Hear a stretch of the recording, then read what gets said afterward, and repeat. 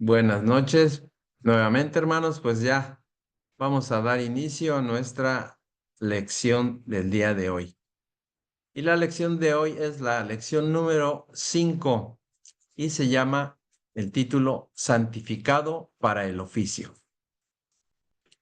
En la lección anterior ya estudiábamos sobre el sacerdocio de Aarón, como sumo sacerdote, y la historia de cómo se constituyeron los sacerdotes que todos venían del linaje de la tribu de Leví, y en especial cómo Dios estableció a Aarón y a sus hijos para que fueran los encargados de ministrar y ser mediadores del pueblo ante él, y que fueran santificados para el oficio, o como sabemos también, santificados para la obra.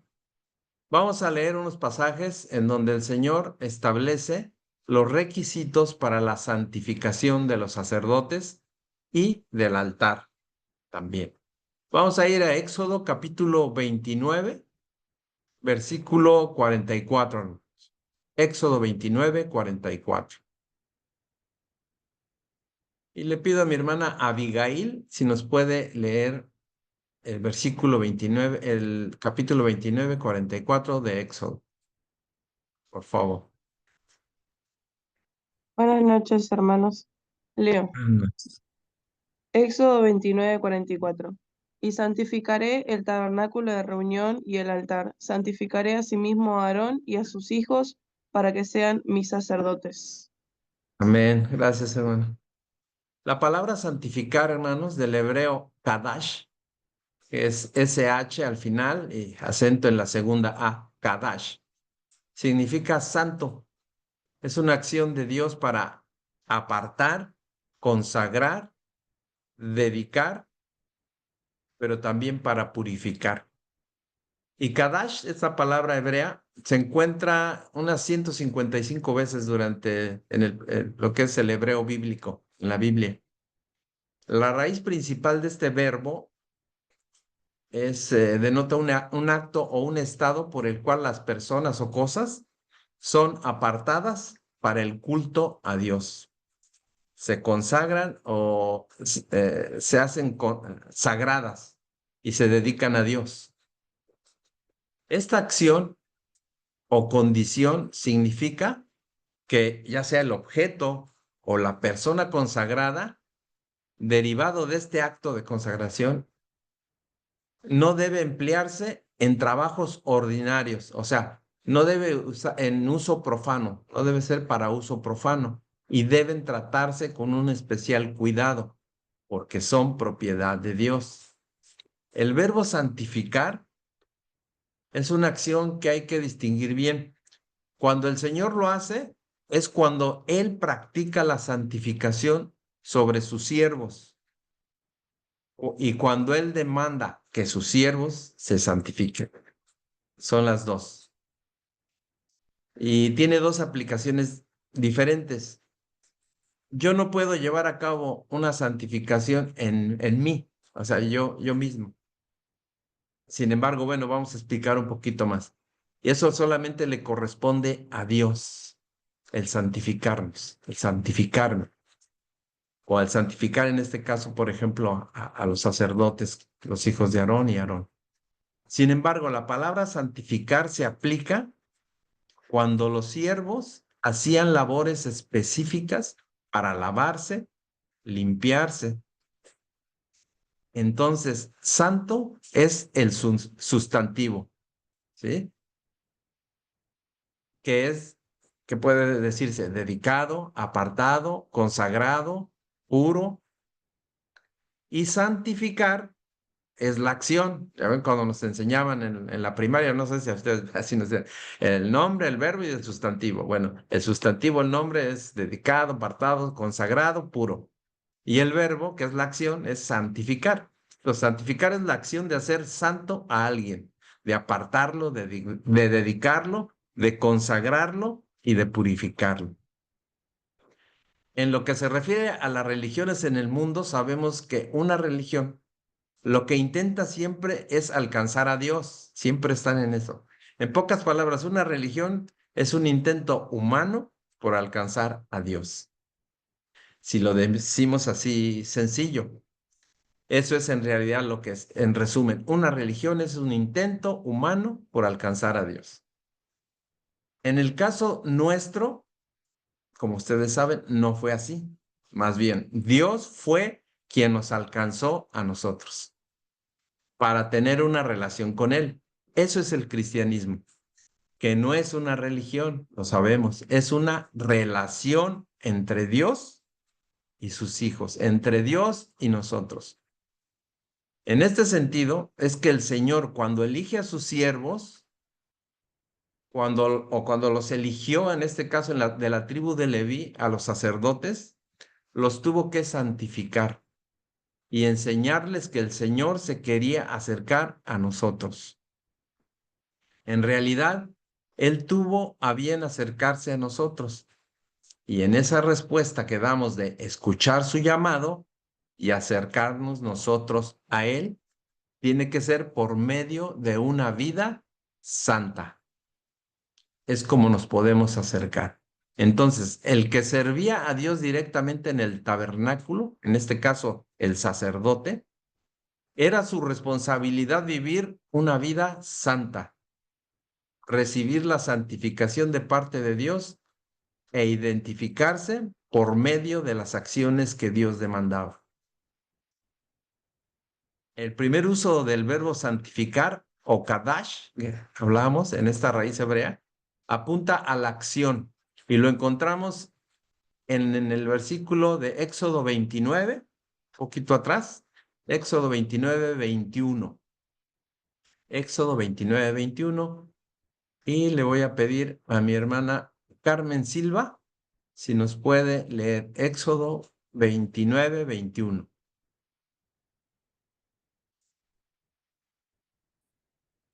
Claro que sí, pastor. Bendiciones. Éxodo Bendición. 29-21, ¿verdad? Sí, adelante. Palabra de Dios dice, y sus ofrendas y sus libaciones con los becerros, con los cameros y con los corderos, según el número de ellos, conforme a la ley. Amén. Parece que no fue el 21, hermana. Lo voy a leer. Éxodo 29, 21. Y con la sangre que estará sobre el altar y el aceite de la unción, rociará sobre Aarón, sobre sus vestiduras, sobre sus hijos y sobre las vestiduras de estos, y él será santificado, y sus vestiduras, y sus hijos, y las vestiduras de sus hijos, con él. Todo era consagrado desde Aarón, sus vestiduras, sus hijos, y junto con las vestiduras también de ellos, para ir a la presencia de Dios. Algunas de esas acciones que ustedes y yo vamos a ver quedan para nosotros como un símbolo, son como un símbolo. Por ejemplo, Jesucristo les dijo a sus discípulos, ya vosotros estáis limpios por la palabra que os he hablado. Es decir, Jesús sabía que sus discípulos les había lanzado su doctrina que corregía sus vidas en todos los sentidos, los corregía. Los liberaba de su propia corrupción, los perdonó de sus pecados o nos perdonó, ¿verdad? De nuestros pecados. Los llevó por un camino de rectitud por medio de su doctrina, afirmando en ellos los mandamientos. Y por medio de su gracia, de su sacrificio y de su sangre, Jesús los santificó a ellos y a nosotros también. Esa palabra continuó predicándose, como sabemos, por medio de los apóstoles en la iglesia primitiva y fue transfiriéndose entonces la sana doctrina, la enseñanza de la ley de Dios. Cuando nosotros nos sumergimos en ellas, o sea, en la palabra, en la ley, y se puede decir así, el Señor es por medio de su palabra, por medio de su palabra que Él lleva a cabo esta santificación en nosotros. Claro, debemos obedecer y es parte de nuestra santificación, pero nuestra obediencia ciertamente no es lo que santifica delante de Dios, es su palabra. Va junto, ¿verdad? O como dirían por acá, va junto con pegado. Espero explicarme un poco más. Dios demanda de nosotros obediencia, eso sin duda, para que se complemente la santificación. Pero el instrumento verdadero de santificación con el que Dios viene y nos purifica es su ley y su palabra. Y para sellar ese pacto de santificación, vino a ser derramada la sangre de Jesús, sin la cual no hay remisión de pecados. Entonces, si yo soy santo, fue porque fui ya santificado. Dios quiere que tengamos lo que es ser santos, o sea, para uso exclusivo del Señor. Entonces, santo, si me permiten darles un ejemplo, una definición casera, santo es para uso exclusivo del Señor. Así como vienen las medicinas del Seguro Social aquí en México, bueno, en otros países me imagino, tal vez a lo mejor también bien, están selladas. Aquí tenemos un Seguro Social y es público. Y ahí dice su empaque, para uso exclusivo del sector salud. ¿Lo recuerdan? Para uso exclusivo de esto, porque ¿por qué dice exclusivo? Bueno, se pretende que no sea usado para otra cosa, sino exclusivo para el sector salud.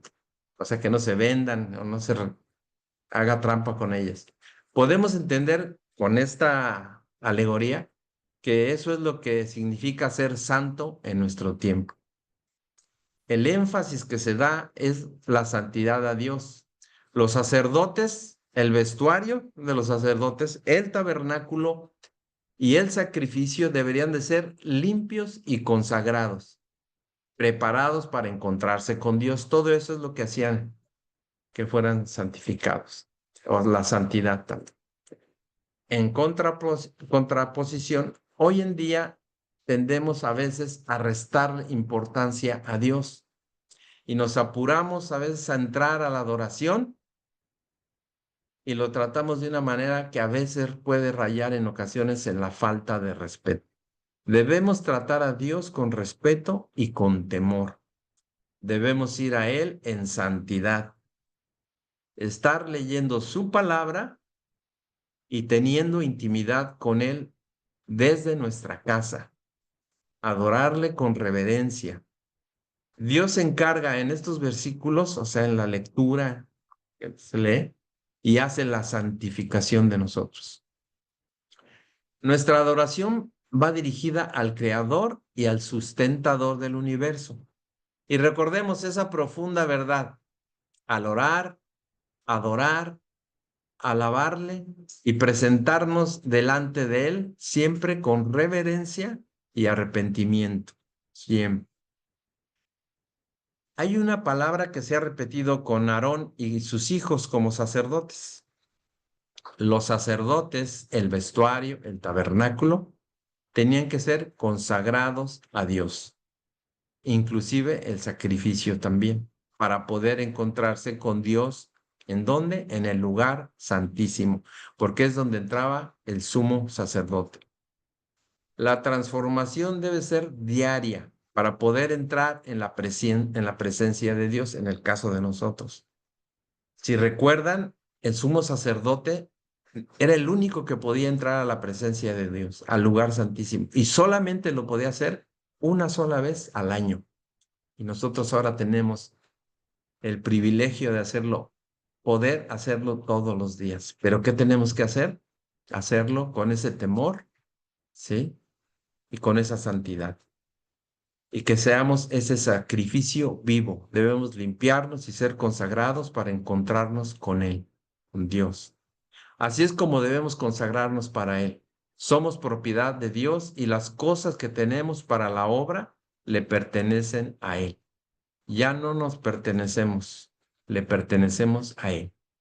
Vamos a Éxodo 29:37, por favor. Éxodo 29:37. Y le pido a mi hermano David Pérez. Ahí está conectado David. Si nos lee Éxodo 29:37, por favor. Pastor.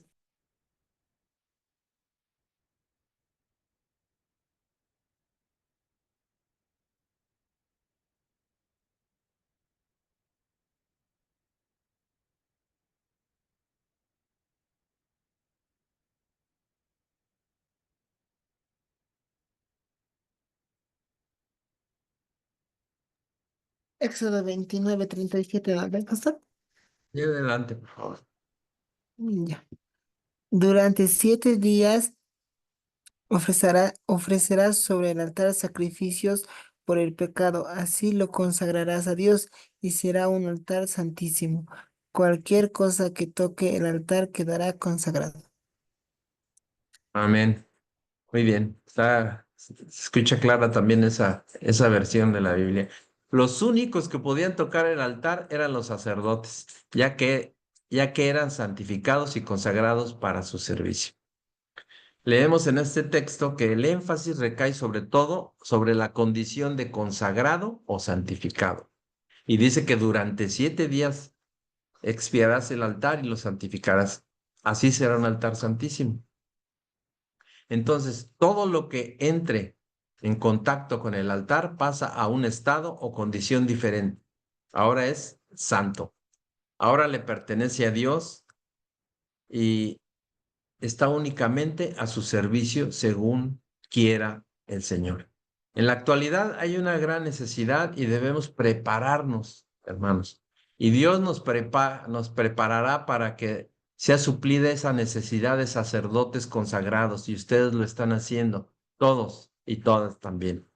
Todos estamos en ese camino de ser sacerdotes y debemos ser consagrados y para consagrarnos debemos estar en santidad, ¿verdad? Y en esa intimidad con Dios y vamos a ver ahorita en ese temor. Hay un salmo muy, muy bonito que es el Salmo 25:14, hablando del mismo tema. Salmo 25:14, que abre un panorama por medio de dos factores que menciona este salmo, con respecto a la relación que hay entre aquel que sirve al Señor y el mismo que sirve. Vamos al Salmo 25:14 y le pido, por favor, a mi hermana Mónica García, si nos puede leer Salmo 25:14. ¿Qué pasa? Permítame tantito. 25, 14. 25, 14. La comunión íntima de Jehová con los que le temen, y a ellos hará conocer su pacto. Amén. La comunión con Jehová es con Amén. los que le temen, dice. ¿Ah? Y a ellos les va a dar a conocer su pacto. Aquí hay una verdad profética, eterna, constante. Así como también en el versículo 15 del capítulo 40 de Éxodo, también así lo dice, que el sacerdocio es perpetuo. Esta verdad va apegada, está unida y es que el sacerdocio es perpetuo.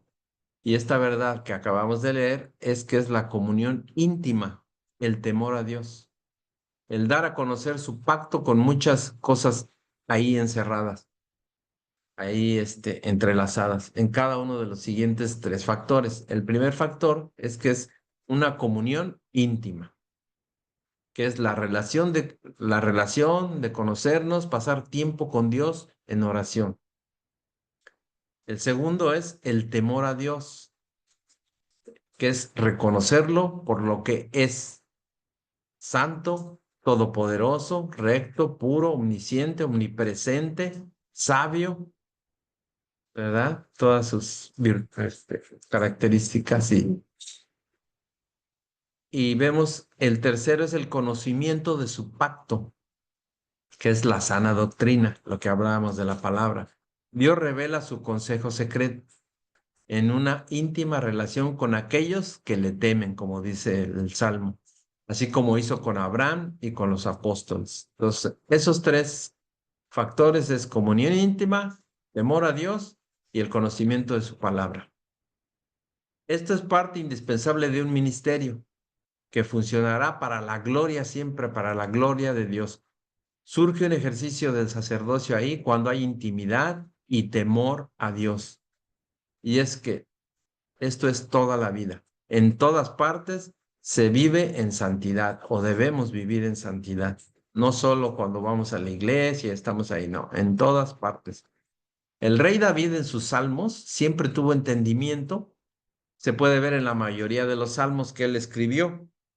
Aunque David no escribió, como ustedes saben, todos los 150 salmos que hay en el libro de Salmos.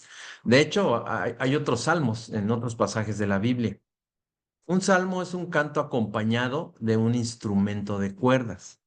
Entonces, hay otros salmos que están en la palabra de Dios. Por ejemplo, uno es el de María, la hermana de Moisés, que escribió un salmo cuando salieron de Egipto, el canto que hicieron al salir de Egipto, que está en Éxodo. Y así hay otros más. Es decir, su pacto directamente es del corazón del Señor, era imprescindible. Una comunión íntima con Él, es decir, que nosotros busquemos al Señor con un temor reverente, de nosotros hacia Él. Es donde entran estos dos factores importantes para entrar en una relación con Dios y vean cómo está implícito aquí. Esta vida en santidad, porque la santidad requiere, ya decíamos, temor a Él, el temor reverente hacia Dios, pero por medio de una comunión íntima con Él. Cuando un supuesto ministro de Dios, un supuesto, estoy diciendo que no es ministro, no ejerce su llamado, no ejerce su profesión como ministro de Dios, como siervo de Dios, y no ejerce ese llamado con esas características, simplemente no hay sacerdocio. Sacerdocio, como sabemos, conforme a lo que ya hemos visto en otras clases, cuando nos referimos cada vez que se diga no hay sacerdocio, es que no hay un acercamiento a Dios. ¿Qué es sacerdocio? Sí, también lo queremos definir de manera sencilla, pero apegado a la Biblia, es un acercamiento a Dios. ¿Y qué es un sacerdote? El que está cerca de Dios. ¿Sí? Ese es así de manera sencilla, es el que está cerca de Dios, recibiendo de Él para estar dando al pueblo lo que recibe de Dios. ¿Sí? Ese es lo que hace el sacerdote, recibiendo de Dios para llevarlo al pueblo, para entregarlo lo que recibe de Dios. Cuando alguien le da al pueblo algo que no recibió de Dios, es un farsante, es un falso profeta, porque no busca el beneficio de Dios para dárselo al pueblo, sino que busca el beneficio del pueblo para quedárselo él. Tenemos muchos ejemplos, yo creo.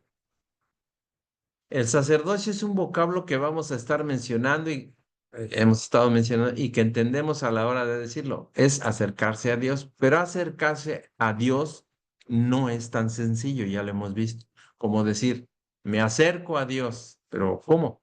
Pues me pongo a orar. Ahí en mi cuarto, me postro en mi cama. Es una forma, y por cierto, de las más importantes. Pero hay otras formas que implican el acercarnos a Dios. Seguramente la oración es la más importante, pero vamos a hablar de otras, porque hay gente que ora, pero a veces en su ingenuidad, a veces un poco de ignorancia, de no conocer todas las labores que un sacerdote lleva a cabo en el Antiguo Testamento, por ejemplo, que estamos viendo. No llevamos un sacerdocio completo en la actualidad y esto lo podemos aprender también en la palabra de Dios. Entonces, cuando un ministro de Dios no ejerce estas características, la comunión y el temor reverente a Dios, no hay sacerdocio simplemente, ya que precisamente la intimidad que tengamos con Él es el punto de encuentro con Dios para recibir la sana doctrina cuando vamos a leer, cuando vamos a estar ahí. Si tú te metes en oración en un tiempo con el Señor y además en la lectura de la palabra, claro, habiendo un estudio previo de la Biblia para saberla interpretar, ¿verdad?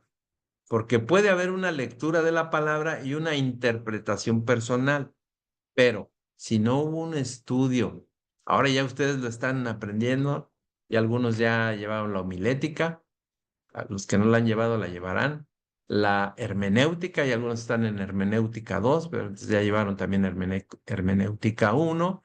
Y pues los que la van a llevar, ¿verdad? Ahí aprenderán a qué es la estructuración de cómo se hace un sermón, de cómo interpretar un pasaje bíblico.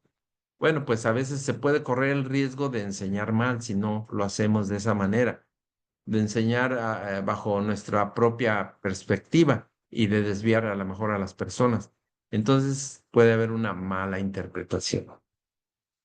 Hay interpretaciones personales que se anteponen en la correcta interpretación de la palabra de Dios, porque no hay un estudio previo de la palabra, que también entra dentro de una intimidad con Dios y de un temor reverente a Dios para poderlo hacer. Tenemos que esas dos cosas, intimidad y temor. Si no tenemos temor reverente a Dios, vamos a enseñar cosas sin detenernos, como las entendamos en la Biblia, y las podríamos tal vez enseñar mal. Entonces, hay que cuestionar, hay que preguntar, hay que estar al tanto de una supervisión, que seamos supervisados siempre, siempre. Estar cubiertos o protegidos, eso es lo que se le llama también realmente estar bajo cobertura, que realmente te estén supervisando. Y cuando te lleguen a invitar o los invitan a predicar, hermano, que te digan así como decía Priscila y Aquila, ¿recuerdan cuando exhortaron a Apolos en aquel pasaje? Que decía, este Apolos era un hombre vehemente a la hora de predicar. Si recuerdan quién era Apolos, era un hombre que predicaba con poder. ¿Y cómo es que él permitió ser exhortado por dos personas sencillas? En este caso, Priscila y Aquila, un hombre y su esposa, para enseñar de mejor manera el camino a la salvación. Él de alguna forma lo guiaron y lo instruyeron en eso, y él aceptó. Entonces, la comunión íntima con Dios y el temor reverente a Él son parte indispensable de un ministerio que va a funcionar en la voluntad de Dios. Recibir la sana doctrina con el entendimiento, haberlo estudiado, haberse preparado. Qué bueno que podemos prepararnos y eso es lo que ustedes están en estas lecciones, en las demás materias también preparándose y eso es bueno. Y por su cuenta también lo tienen que hacer. No es limitativo.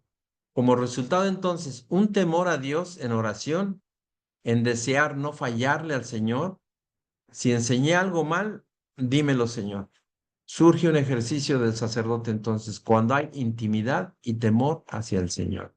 Surge un ejercicio de sacerdocio conforme a la voluntad de Dios, que se desarrolla a su vez en una vida en santidad, lo que decíamos, la santidad también, muy importante, porque el sacerdote le debe a Dios santidad, pero no solo en el tabernáculo, no solo ahí en la iglesia, en toda su vida, no solamente en el templo.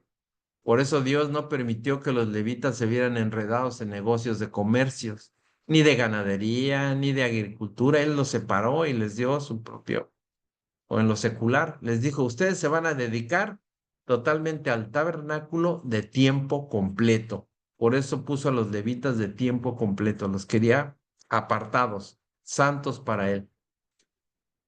Hay personas que piensan que solo es un trabajo, el ministerio pastoral, por ejemplo, el de servirle a Dios. Bueno, pues habría que acercarse a los pastores de su iglesia y que usted pueda convivir con ellos por algún tiempo específico y se pueda dar cuenta qué tipo de trabajo es servir a Dios en el tabernáculo. O sea, servirle de tiempo completo, lo que significa y el trabajo que se requiere de estudiar, de prepararse. Es interesante, es fuerte. Entonces, los levitas tenían que desarrollar, vivir una vida en santidad fuera del tabernáculo también, porque salían a atender a sus familias. Los levitas ponían sus tiendas frente a la puerta del tabernáculo. Era un acceso directo, tenían la puerta directa para entrar en la tienda que estaba primera para entrar al tabernáculo. Todos los demás ponían las tiendas en las demás partes alrededor del tabernáculo. pero todos acampaban alrededor de esa tienda, de ese tabernáculo, que si recuerdan, se movía, ¿no? Lo movían cada vez que había que moverse en el desierto. Es el simbolismo que tiene porque se establecía, se instalaba, lo desinstalaban cuando habría que seguir caminando hacia la tierra prometida, a donde iban a ir a establecer el tabernáculo permanente. Entonces recordemos, temor e intimidad con Dios resultan en una vida en santidad con el Señor. La santidad que Dios requiere para su servicio y para ser siervos de Él y siervos del pueblo también. Hay un pasaje muy interesante que confirma la santidad a la que fue llamado el sacerdote. Este pasaje que está en la palabra está en Éxodo capítulo 28, versículo 36. Éxodo 28, 36, hermanos, vamos ahí.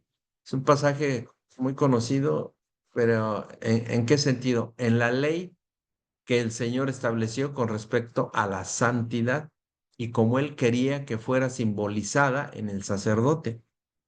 Todo fue a base de símbolos, lo cual actualmente queda todo eso como sombra y figura de lo que vendría. Ahora entendemos que este artefacto, esta parte, que se hizo este accesorio, que el Señor está pidiendo que se construya y que se diseñe para el sacerdote, no lo llevamos ahora físicamente, pero sí espiritualmente. Dice Éxodo 28, 36. Éxodo 28, 36, y le pido a mi hermana Jimena Méndez, si nos puede leer Éxodo 28, 36, por favor. Sí, voy.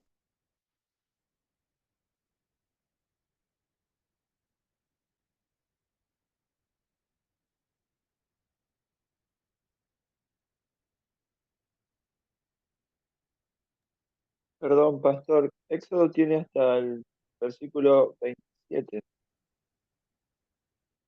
¿Será? ¿36? Éxodo 28, 36. Sí, sí, yo lo tengo. Bueno, Adelante. dice, Perdón. Sí, harás sí, Estaba además equivocado. una lámina. Ay, no, perdón. no hay problema. Nos podemos confundir. Harás además una lámina de oro fino y grabarás en ella como grabadura de sello, santidad a Jehová. Amén. Sí, muy bien. Fíjese lo que dice ahí. El oro fino, que habla ahí, de lámina de oro fino, es el oro de mayor quilataje. En lo secular, lo sabemos ahora. No sé mucho de esa área, pero creo que hay desde quilatajes desde 24, 18, 14, 10, 8 quilates, ¿no? Pero los de 24 y 18 son quilatajes ya bastante altos. Y es que el más alto es de 24 y es un oro que se ve amarillo inclusive, tan dorado que está, pero no se oxida para nada. Eso es interesante, ¿verdad? Igual hay como el acero inoxidable también, ese no se oxida. La impureza en el oro fino, hablamos de un oro puro. Ahí no hay impureza. Por eso el Señor decía oro fino, es el oro puro. ¿Qué es el oro puro? Que no hay otro mineral mezclado en él. Un quilataje más abajo, por decir el de 10 quilates, sigue estando dorado, pero el oro fino era el más puro y hablaba de pureza. Cuando usted lea oro fino en la Biblia, es oro puro para Dios. No le importaba cuánto costara. Quiero que consigas oro puro, le decía Moisés. Y Moisés decía, pero Señor, ¿oro puro? Sí, porque lo que va a simbolizar es mi santidad en el sacerdote. Entonces, esa laminilla que ponían en el frente de él, ¿se acuerdan de la mitra? Que es esa especie de gorro que llevaban arriba los sacerdotes. Enfrente tenían puesta esta laminilla de oro. Ese es un tremendo ejemplo del Señor, que el Señor pone para que y lo que quería que estuviera grabado ahí, que era santidad a Jehová. Es decir, esto era como troquelado, ¿sí? Como un repujado, dicen los que son de por allá de Jalisco, ¿no? En Tonalá hacen repujado. También recuerdo que en Santa Clara del Cobre, allá en Michoacán, hablo de México, hermanos, de Argentina, perdón, pero no sé si allá también le llaman esa especie de repujado en la lámina. Dice, ¿ya has visto los letreros, por ejemplo, esos que donde está sumido el letrero y no se puede ya borrar? Queda grabado con cincel, con buril, como lo hacía Aarón, grabar con buril, para que no se borre ese grabado. Queda como un sello ahí grabado. Era un letrero que decía santidad a Jehová, así decía. ¿Te quieres acercar? Santidad, le decía el Señor. ¿Te quieres acercar? Santidad. ¿Me quieres ver? Sin santidad, dice Hebreos, nadie verá al Señor. Nadie. ¿Sí? Y vamos al verso 37 del mismo capítulo 28 de Éxodo. Éxodo 28, 37. Dice ahí, por favor, Ana González Lascano, si nos lee, por favor, 28, 37. Y la pondrás con un cordón de azul y estará sobre la mitra. Por la parte delantera de la mitra estará. Amén. O sea, al frente de la mitra, al frente del gorro. Ahí decía esa placa, la placa media. Yo creo que a lo largo de toda la frente, ¿no? Aquí como una diadema que se ponen las mujeres. Y amarrada con ese cordón azul de las puntas alrededor de la cabeza para quedar sostenida. Y sobre ella se pondrán el turbante o la mitra, que es el otro, que se ponían para cubrir su cabello los sacerdotes, por cuestiones también, puede ser de estética, de espiritualidad, porque todo representaba algo, el color, todo. Y estará por la parte delantera de la mitra esta lámina de oro.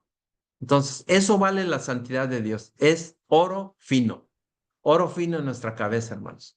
Nuestra cabeza impregnada de esa pureza es lo que Él quiere. Y vaya que tenía que ser oro por la belleza que tiene este metal y en este caso representando la santidad de Dios. La mitra va colocada al frente. Entonces, esto nos dice que la santidad de Dios en nuestras vidas es un filtro para que solo su palabra tenga acceso a nuestra mente.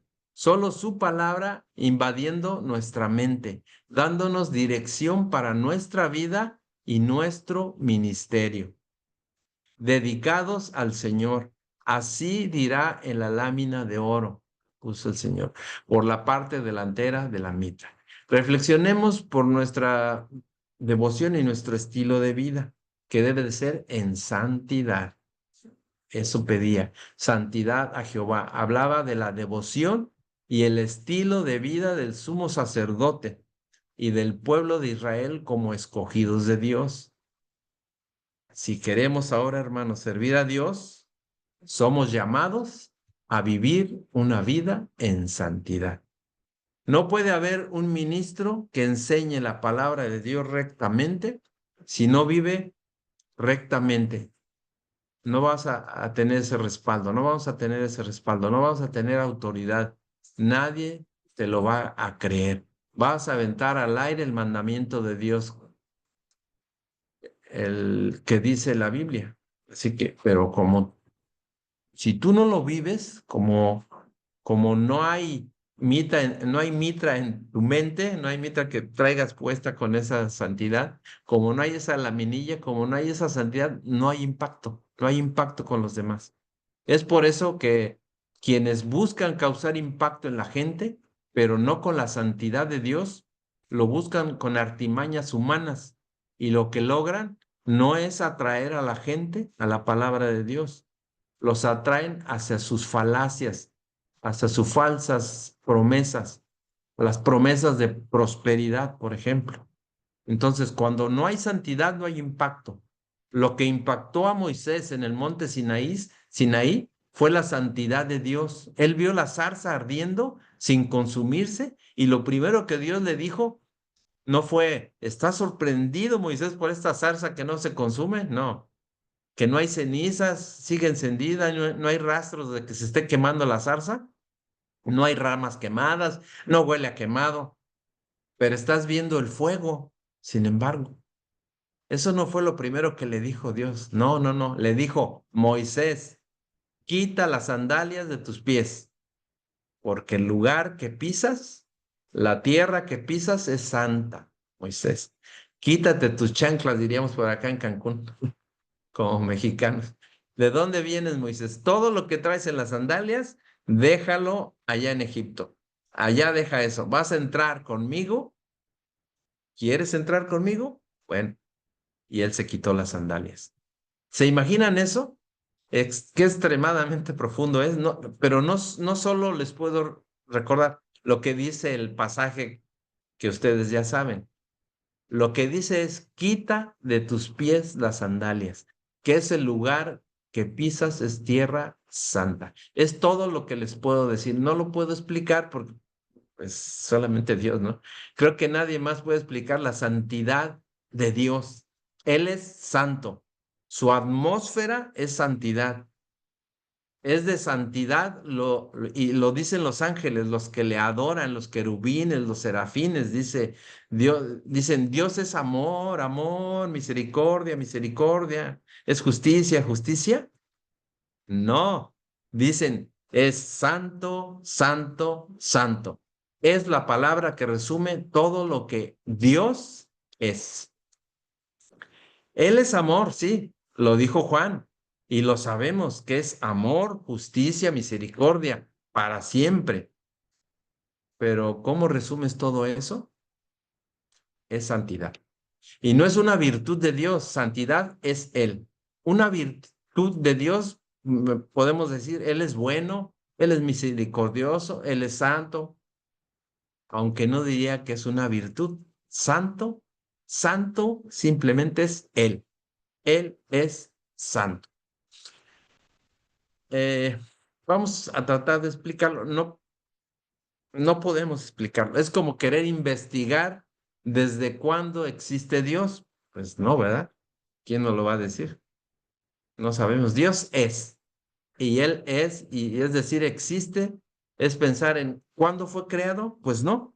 A ese grado. Esa es la santidad. Es lo que Dios es santo. Podríamos intentar describir que Él es santo y esa santidad de la que Él demanda, esa pureza, hasta donde puedas entregarlo, entrégalo todo, hasta que duela, dicen, hasta que duela. Sé santo hasta que duela. Esa es la santidad que Dios quiere de ti, de mí y de los que queremos estar con Él. Lo demás que haya que purificar en ti, todo, para que seas lo suficientemente santo para acercarte a Él. Él te lo va a santificar. ¿Cómo? ¿Y qué haces tú? Pues nos alejamos del pecado simplemente. Me alejo de cuestiones de pecados visuales, de todo, carnales, de todo. Nos tenemos que separar. Me guardo de pecados de todo tipo. Me guardo, Señor. Eso es lo que tenemos, guardarnos, limpiarnos. Si mis pies se mancharon de lodo en la suela, no le hace, Señor. Yo me limpio. Pero la santificación completa solo viene por la sangre de Cristo. Yo no puedo santificarme yo solo. Hago obras de santificación que Él demanda de mí, porque eso es lo que me toca a mí. Pero la verdadera santificación, la que viene desde adentro,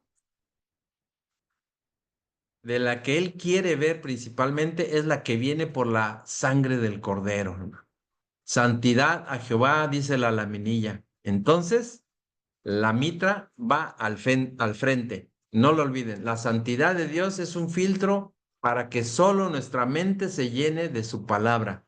La única dirección en nuestra vida, el simple hecho de llevar la mitra en la frente y la laminilla, nos trae ya la revelación de que nuestra mente ha sido apartada solo para Dios. Y eso es lo que dijo Pablo a los filipenses en ese bello pasaje que está en Filipenses 4, del 7 al 9. Filipenses 4, 7 al 9.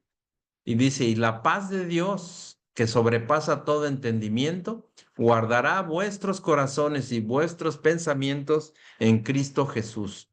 La paz de Dios es Él. Es el regalo que Dios nos da en nuestra relación con Él, en nuestra reconciliación con Él, el que forja en nosotros, lo que forja Él en nosotros, en nuestra vida diaria, en nuestro servicio a Él. un ambiente en el que nos provoca que nuestros pensamientos siempre estén en Cristo Jesús. Y luego dice el versículo 8, por lo demás, hermanos, todo lo que es verdadero, todo lo honesto, todo lo justo, todo lo puro, todo lo amable, todo lo que es de buen nombre, si hay virtud alguna, si algo digno de alabanza, en esto pensad. Dice, si algo hay digno de alabanza, aquí se trata digno de elogiar. Digno de alabanza es digno de elogiar, digno de decir. Y eso es bueno. Eso es a lo que se refiere aquí, digno de elogiar. Eso es alabanza aquí en este verso.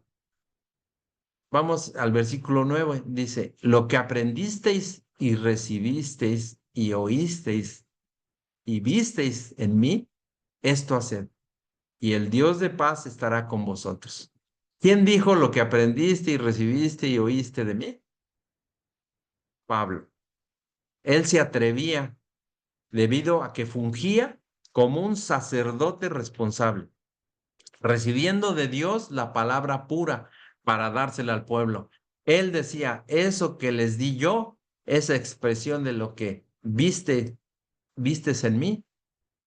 ¿Qué está queriendo decir Pablo? Soy yo transmisor de lo que están recibiendo. Yo soy sacerdote de lo que están recibiendo. Yo soy mediador, soy el canal por el cual ustedes están recibiendo todo esto.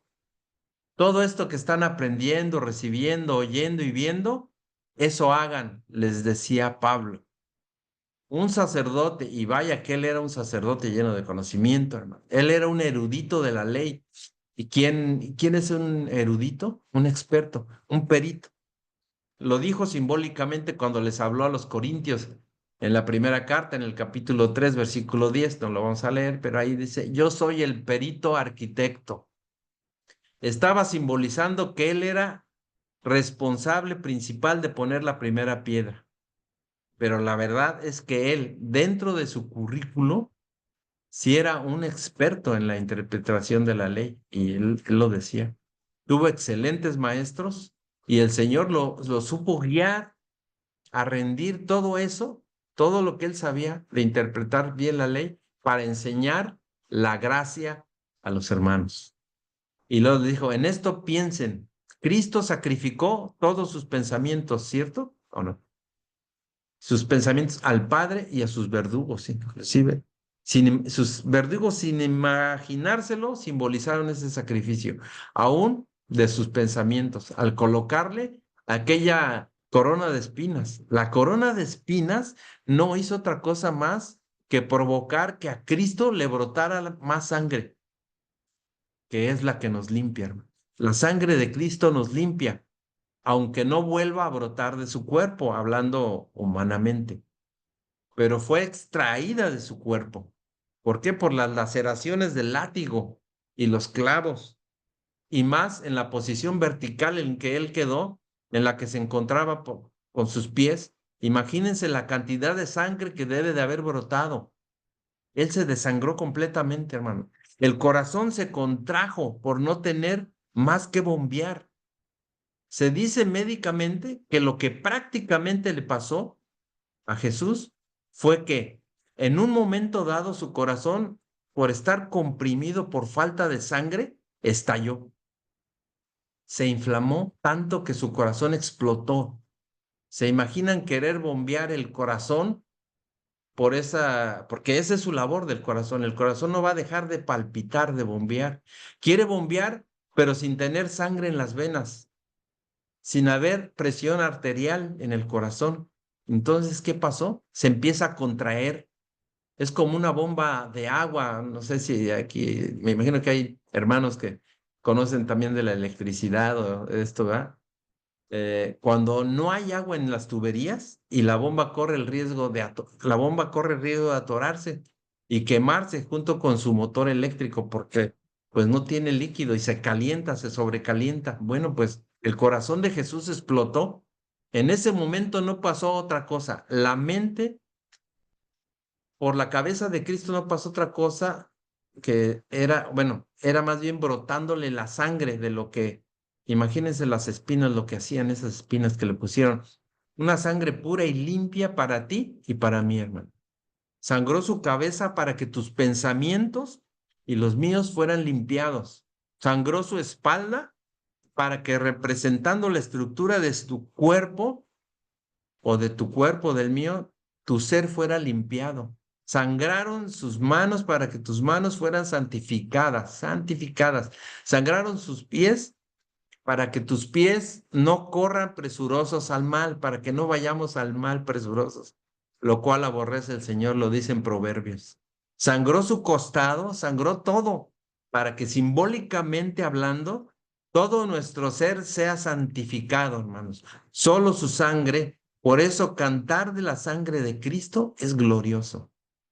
¿No lo creen? Hay muchas alabanzas, ¿verdad?, que hablan de la sangre de Cristo. Es decir, tu sangre me ha limpiado, le podemos cantar.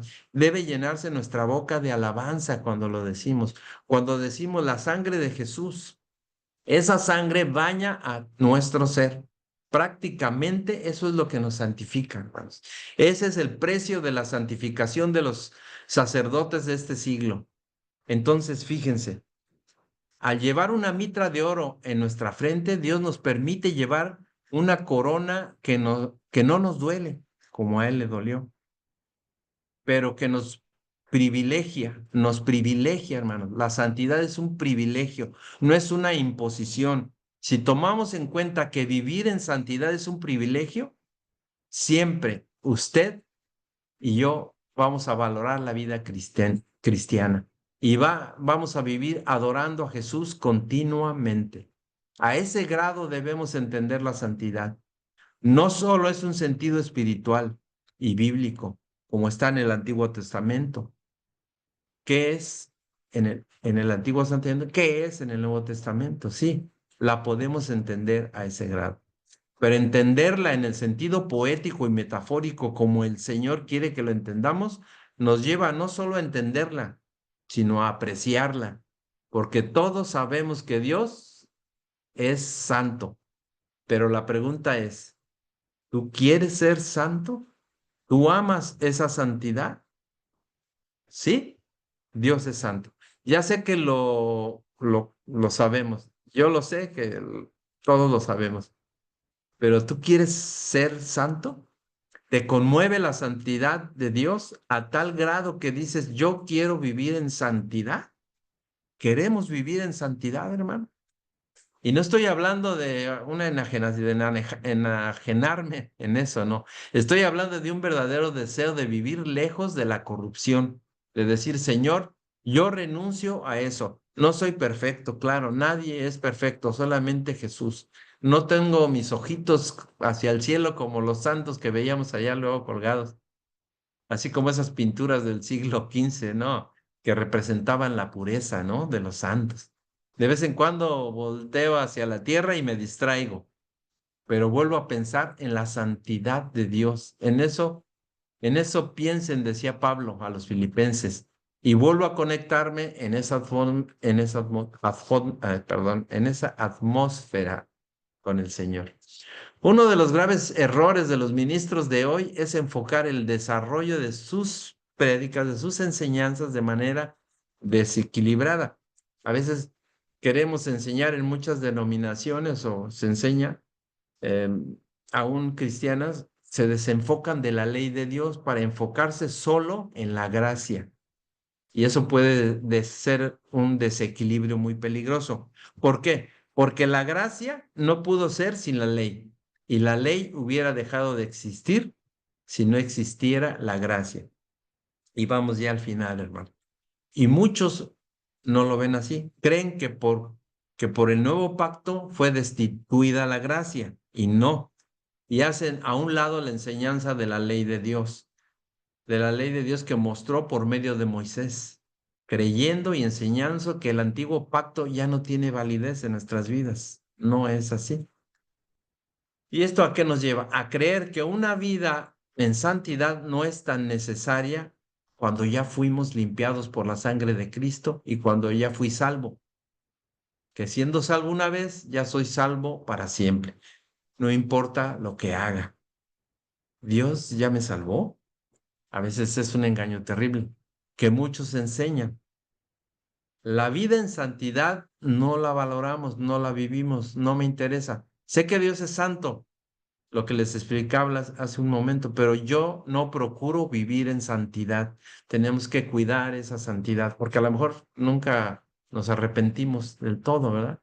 Y nunca fuimos salvados de alguna forma, porque no fuimos arrepentidos. Lo que me lleva a refugiarme a veces en una gracia incompleta. O sea, no es la gracia bíblica. La gracia bíblica descansa o se mantiene sobre la ley de Dios. La pregunta es, ¿por qué la sangre de Cristo fue derramada? Lo cual fue un símbolo universal de la gracia. Para que usted y yo, hermanos, fuéramos limpios de nuestros pecados. ¿Por qué fue derramada la sangre de Cristo? Porque fue condenado a muerte por una ley, por blasfemo, le decían, le gritaban, y por todo lo que se le imputó a él, que además no era cierto, pero que venía por la ley de Dios. La ley de Dios decía, el que es blasfemo, el que es esto, el que es lo otro, debe de morir. Pero él no era todo lo que se le imputó. Los que éramos culpables éramos ustedes y yo. Y al derramar esa sangre, como era una sangre pura, inocente, perfecta, hizo redimidos, hizo santos a todos los llamados.